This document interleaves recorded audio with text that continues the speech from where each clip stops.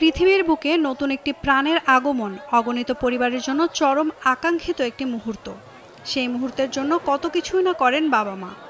তবে এবার সকল সীমা অতিক্রম করেছে ভারতের ছত্তিশগড় রাজ্যের ধামতারি জেলায়, যেখানে সন্তান লাভের আশায় পুরোহিতকে পিঠে হাঁটিয়েছেন মা।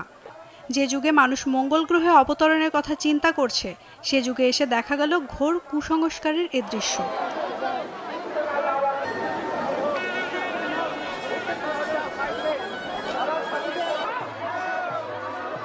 সম্প্রতি ভারতের ছত্তিশগড় রাজ্যের ধামতারি জেলায় প্রায় ৫০০-র বেশি বিবাহিত নারী ৫২টির গ্রাম থেকে এসে জড়ো হয়েছেন এক মন্দিরে, যেখানে অনুষ্ঠিত হয়েছে শতাব্দীর পুরনো উৎসব উর্বরতার আচার বা উর্বরতা কাল্ট।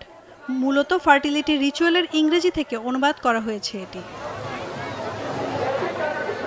এই অনুষ্ঠানের একটি ভিডিওতে দেখা গেছে নারীরা মাটিতে শুয়ে আছেন এবং পুরোহিত ও হিলার বা নিরাময়কারীরা তাদের পিঠের উপর দিয়ে হাঁটছেন, যা স্থানীয় বিশ্বাস অনুসারে তাদের সন্তান লাভের আশীর্বাদ এনে দেয়। প্রতি বছর দীপাবলির পর প্রথম শুক্রবার ধামতারিতে মাধায় মেলা উৎসব উপলক্ষে এই অনুষ্ঠান আয়োজন করা হয়। মন্দিরে প্রবেশের আগে পুরোহিতদের বড় বড় পতাকা হাতে নারীদের পিঠে হাঁটতে দেখা যায়।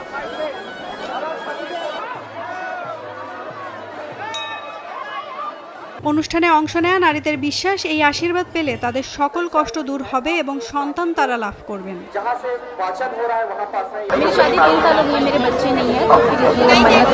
এই উৎসবে অংশগ্রহণকারী এক নারী জানান, আমি ৩ বছর ধরে বিবাহিত, কিন্তু এখনো সন্তানের মুখ দেখিনি, তাই আজ এখানে এসেছি এই অনুষ্ঠানে অংশ নিতে। আমার পরিচিত অনেকে বলেছে এখানে এলে সন্তানের অভাব হোক বা সমস্যা, পুরোহিত সব সমস্যার সমাধান করেন। এ বিষয়ে পুরোহিত বলেন, অনেকেই এই অনুষ্ঠানে অংশ নিয়ে উপকৃত হয়েছেন। যখন মাতা আসেন, এই নারীরা শুয়ে পড়েন এবং মাতা তাদের উপর দিয়ে হেঁটে আশীর্বাদ করেন। শুধু সন্তান লাভ নয়, সুস্বাস্থ্য, ধন সম্পদ ও উর্বরতা সবকিছুরই আশীর্বাদ প্রদান করা হয়। ৫ শতাব্দী ধরে চলতে থাকা এই অনুষ্ঠানটি একটি ঐতিহ্যের প্রতীক, যা স্থানীয় মানুষের ধর্মীয় বিশ্বাসের সাথে গভীরভাবে জড়িত।